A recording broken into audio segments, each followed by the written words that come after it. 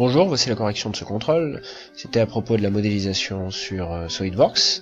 Donc on vous demandait d'expliquer comment réaliser la pièce qui était montrée à l'écran ici en 5 étapes successives. Pour information, cette pièce on l'avait déjà rencontrée dans un TP précédent. Et on devait suivre l'exemple qui était donné ici en définissant chacune des fonctions qui étaient utilisées pour créer de la matière. Si la fonction utilise une esquisse, dessiner l'esquisse utilisée dans cette fonction-là, uniquement dans cette fonction-là, indiquer dans quel plan l'esquisse est réalisée, et le paramètre, par exemple, que ici l'extrusion était d'une profondeur de 20 mm, borgne, c'est-à-dire qu'on fixe la dimension. Alors on va l'appliquer sur notre pièce ici. Ce qu'on peut réaliser en premier, c'est le profil que je suis en train de montrer actuellement. Alors, sans les congés, on peut faire ça sans les congés. Donc, on fait cette esquisse-là, que je suis en train de désigner. Dans quel plan? Il fallait me faire apparaître ce plan-là, par exemple par une astérix, en écrivant en face, numéro 1, ou je ne sais quoi, mais en tout cas, montrer que le plan commençait d'ici, sur une et le paramètre de l'esquisse, c'était 55, et le nom de la fonction, c'était extrusion.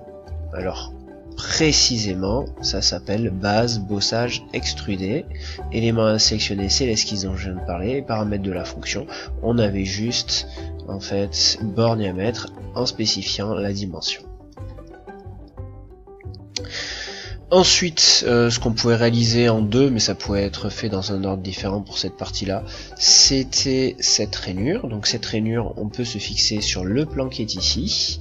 Sur ce plan, dessiner un rectangle et faire une extrusion de 80, soit en mettant borne 90, soit en mettant à travers tout, et fallait bien préciser le plan ici, pas juste dire plan de droite et que personne sache qui était le plan de droite par exemple. Ensuite, fonction suivante, on peut par exemple se positionner sur ce plan là et dessiner le cercle extérieur en faisant une extrusion sur 4 mm pour revenir au plan qui est ici, ou alors on a très bien pu faire l'esquisse dans le plan qui était là.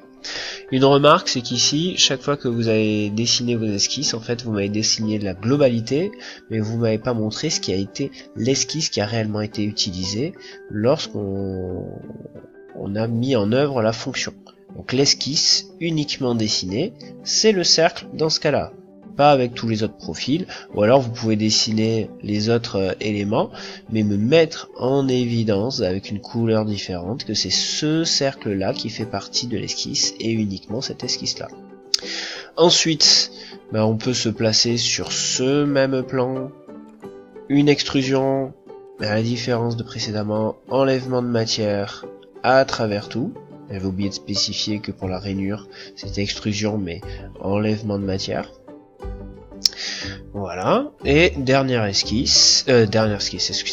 fonction, c'est la fonction congé. Alors cette fois-ci, j'en ai preuve à l'appui, c'est que on ne peut pas sélectionner d'esquisse. En effet, un congé sert à casser une arête. Alors on peut sélectionner une surface, et à ce moment-là, ça prend toutes les arêtes qui sont sur la surface.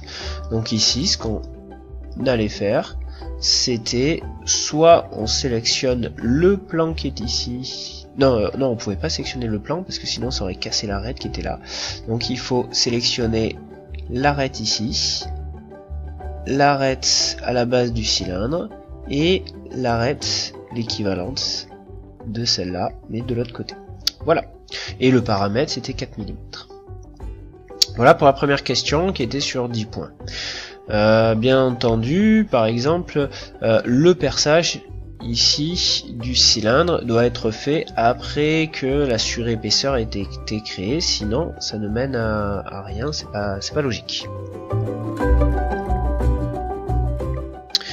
Alors je vais aller un peu plus vite pour les autres questions. Question 3, ce qu'il fallait, donc les mots-clés qu'il fallait utiliser pour répondre à cette question, c'était que extrusion, on va l'utiliser quand on a des géométries prismatiques, mais aussi des géométries de révolution, ça peut passer, ça dépend comment on fait. Par contre, on va utiliser la fonction révolution uniquement pour des pièces de révolution. On ne peut pas créer des pièces prismatiques avec. Dans les deux cas, on peut ajouter ou enlever de la matière avec ces deux fonctions-là.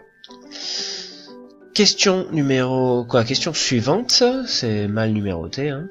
Question suivante, pourquoi est-ce qu'on cherche à avoir une esquisse noire et entièrement noire? Parce que ça signifie qu'elle est entièrement définie au niveau de toutes les dimensions, mais aussi de la position précise de l'esquisse. Vous avez oublié de parler de ça, de la position précise de l'esquisse, parce que si je cote entièrement, mais que la position précise de l'esquisse n'est pas définie, elle restera bleue.